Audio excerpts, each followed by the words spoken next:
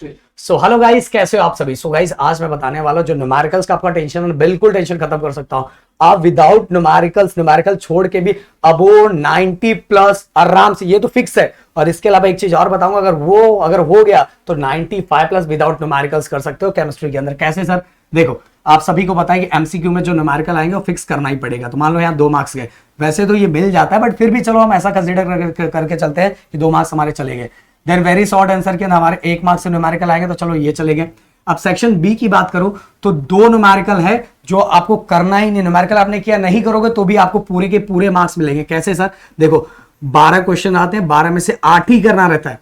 तो 12 में से 2 न्यूमेरिकल आ गए तो अपने पास 10 क्वेश्चन बचा। दो 10 में से 8 ही करना, मतलब थ्योरी वाले पार्ट के लिए भी अपने पास ऑप्शन मिला हुआ है। तो भाई यहां न्यूमेरिकल नहीं करोगे तो भी पूरे के पूरे मार्क्स आपको मिलेगा।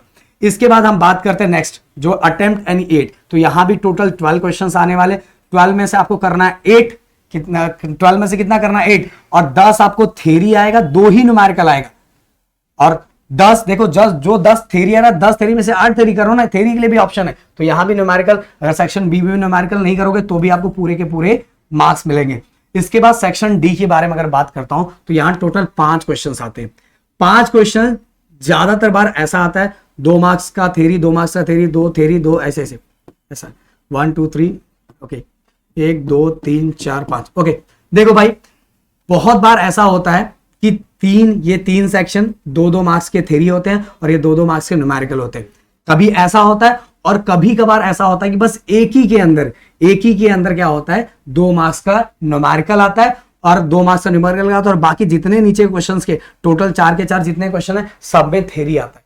अगर मान लो ऐसा आ जाता है, सब में थ्योरी आ जाता है, तो भाई ये तो आप स्किप भी कर सकते हो। तो यहां भी आपके कोई मार्क्स नहीं गए तो आप आराम से कितने मार्क्स स्कोर कर सकते हो। देखो यहाँ 2 और 3, बस इतना ही मार्क्स गया तो अबो 95 प्लस आराम से स्कोर कर सकते हो विदाउट न्यूमेरिकल। बट हम ऐसा कंसिडर करके चलते हैं कि तीनों के अंदर 2-2 मार्क्स के न्यूमेरिकल आ गए तो हमें तब ये करना ही पड़ेगा। 2 2 2 ये किया, ओके। मान लो सब में आ गया, ऐसा कंसिडर करके चलते हैं, सब में आ गया तो हमें एटलीस्ट कम से कम तीनों तो करना पड़ेगा। 2 थ्योरी कर लिया और ये वाला न्यूमेरिकल हमें कंपलसरी करना है, तो हमारे यहाँ 6 मार्क्स चले गए। तो भाई पहले का 3 और अभी का 6 3 के 6 + 3 कितना हो गया 9।